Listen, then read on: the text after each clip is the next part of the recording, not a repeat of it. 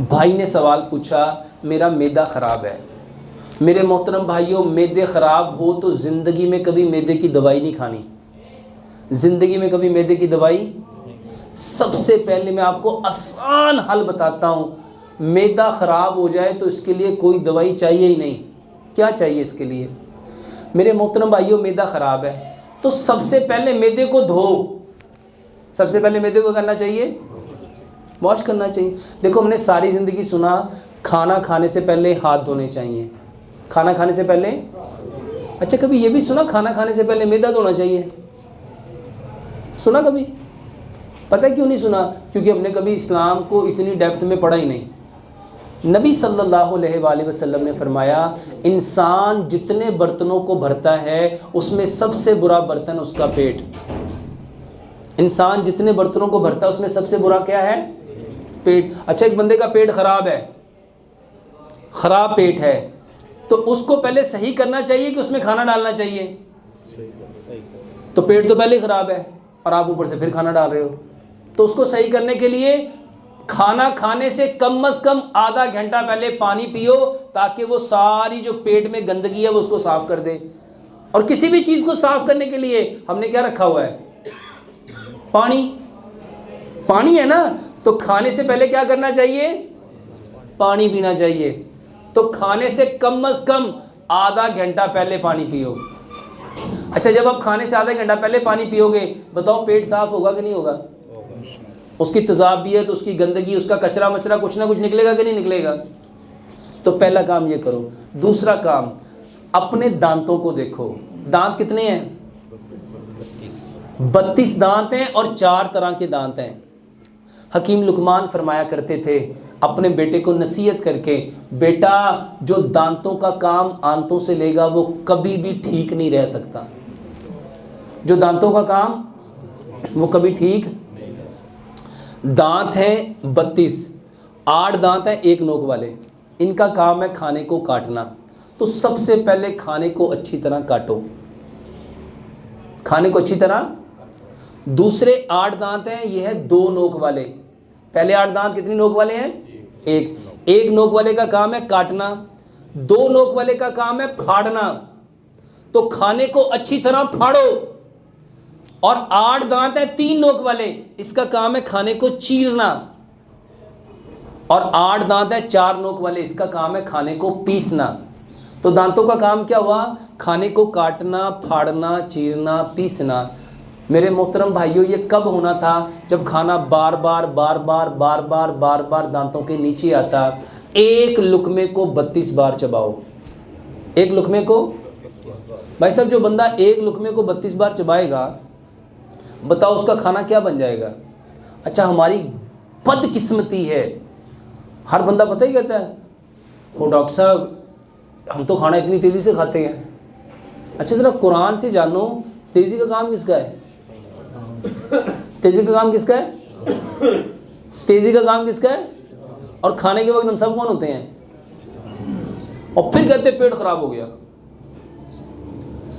एक लुकमे को जो 32 बार चबाएगा, अच्छा 32 बार चबाने की नौबत ही नहीं आती। हमने कई बार एक्सपेरिमेंट कराया है।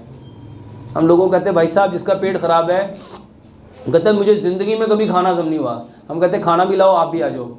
और मेरे पास अल्हम्दुलिल्लाह सुम्मा अल्हम्दुलिल्लाह, मेरे पास लोग आके बैठ के बाकायदा खाना खा के वो बताते हैं। मैं उनको प्रैक्टिकली बताता हूँ, ये नवाला है, इसको चबाओ और देखो 32 दफ़ा चबा के क्या बनता है। 32 बार जो खाना चबाएगा, बताओ उसका खाना क्या बन जाएगा? उसका पेट कभी ख़राब हो सकता है? पहला काम तो ये करो। और खाना खाने के 1.5 से 2 घंटे बाद पानी पियो, ये पहला काम। दूसरा काम, खाने के औकात क्या हैं? खाने का सबसे बेहतरीन वक्त जो अल्लाह ने बताया है कौन सा है? वो है सुबह का। कौन सा है? सुबह के वक्त में बरकत है। सुबह के वक्त में और मगरिब के बाद क्या खोल दिए जाते हैं? शैतान। और हमारा खाने का सबसे बेहतरीन वक्त कौन सा होता है? हम सबसे अच्छा खाना कब खाते हैं? कब खाते हैं? अब आप ना यूरोप के अकॉर्डिंग आ जाओ। जर्मन की कहावत है, breakfast same like king. Breakfast किसकी तरह लेना चाहिए? बादशाहों की तरह। और लंच सेम लाइक प्रिंस और डिनर सेम लाइक बेगर। अच्छा, पंजाब का कल्चर क्या था?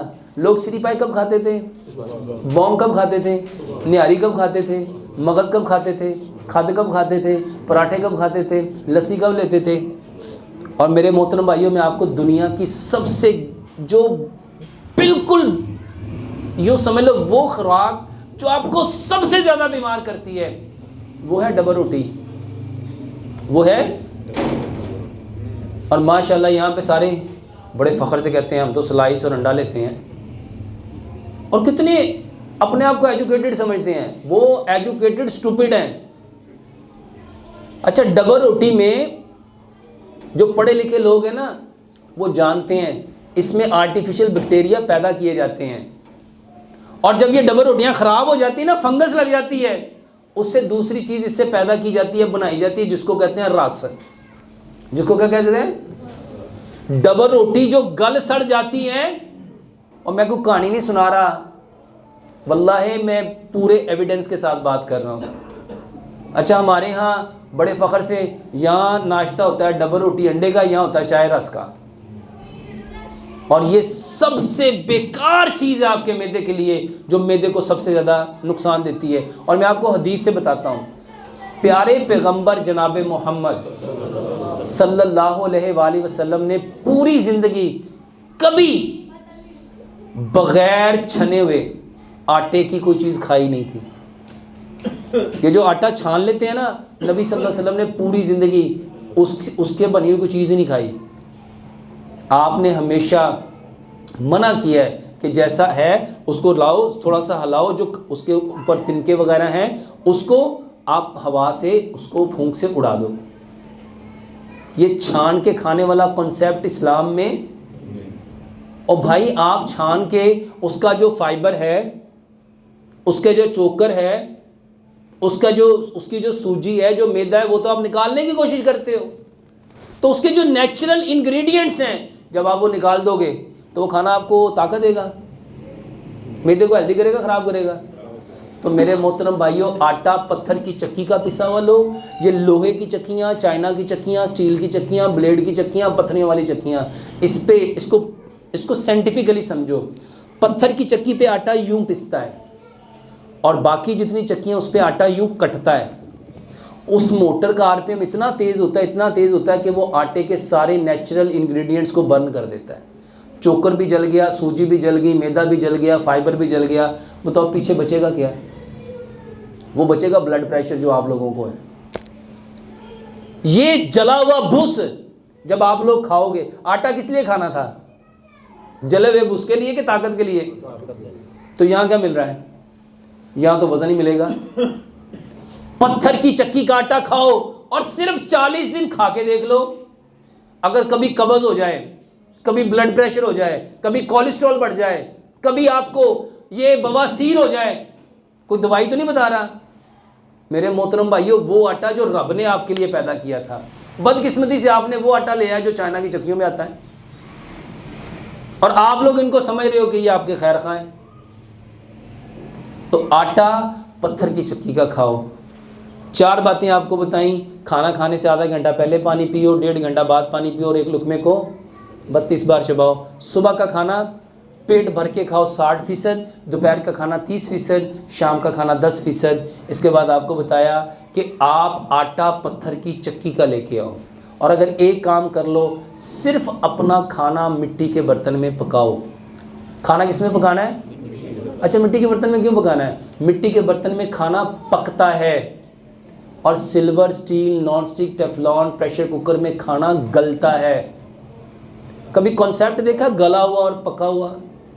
एक सेब है पका हुआ, एक सेब है गला हुआ, कौन सा खाएंगे?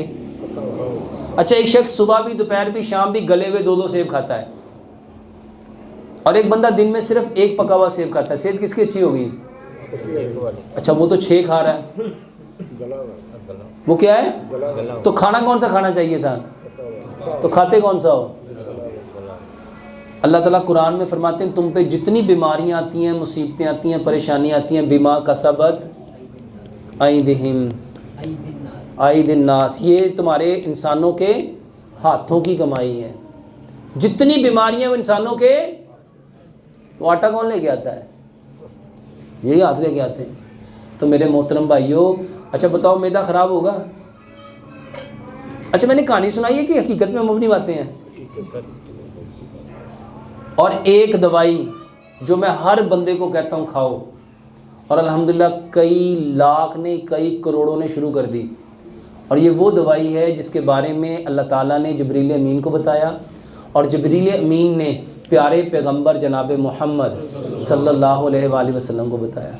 वो है काला दाना, कलवंजी। वो काला दाना है जिसमें मौत के सिवा हर बीमारी की शिफा है। और हमारी बदकिस्मती ये है, हमारे यहाँ पे लोगों के दिमाग इतने उलझे हुए हैं, कहते हो ये तो बड़ी गर्म होंदी हुई ना खाई, अग हैगी वो अग। अच्छा प्यारे पैगंबर जनाब मोहम्मद सल्लल्लाहु अलैहि वसल्लम क्या फरमा रहे हैं? इसमें क्या है? मौत के सिवा। और यहाँ माशाल्लाह अक्लमंद इंसान क्या फरमा रहा है? अच्छा किसकी बात सच्ची है? अच्छा हम किसकी बात को मानते हैं? हम मानते हो ना ना, मैं तुम मना किया सी ना, वेख्या ही अग हैगी सी, तेने बड़ा कर करना। अच्छा क्या नबी सल्लल्लाहु अलैहि वसल्लम सिर्फ मक्के और मदीने के लिए आए थे? क्या यूनिवर्सल है? हम मेरे मोहतरम भाइयों, प्यारे पैगंबर जनाब मोहम्मद सल्लल्लाहु अलैहि वसल्लम रहमतल लिल आलमीन।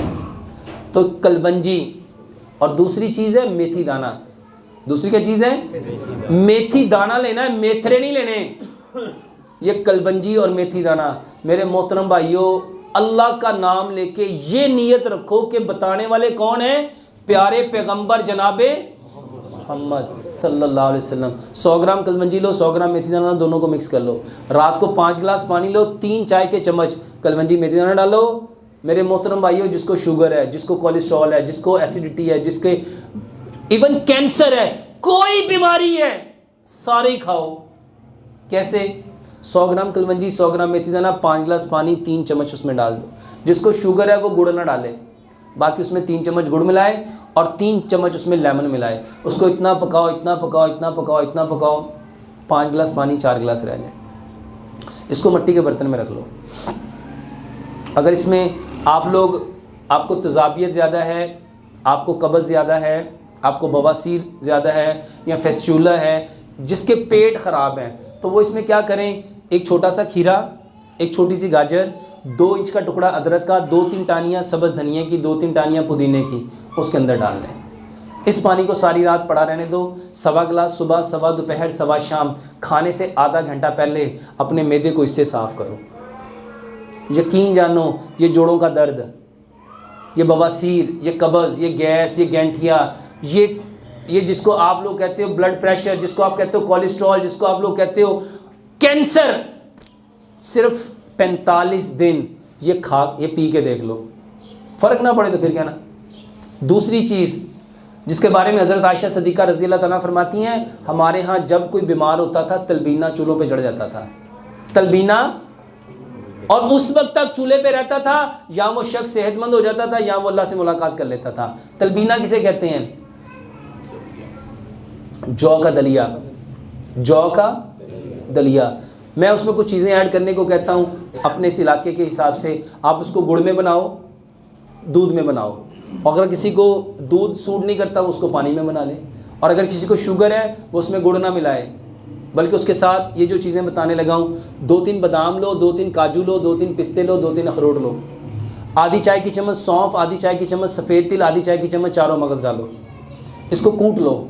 इसको कूटना है, ग्राइंड नहीं करना। इसको कूट के जब जौ का दलिया पक रहा उसके अंदर डाल दो, ताकि ये अच्छी तरह उसमें पक जाए।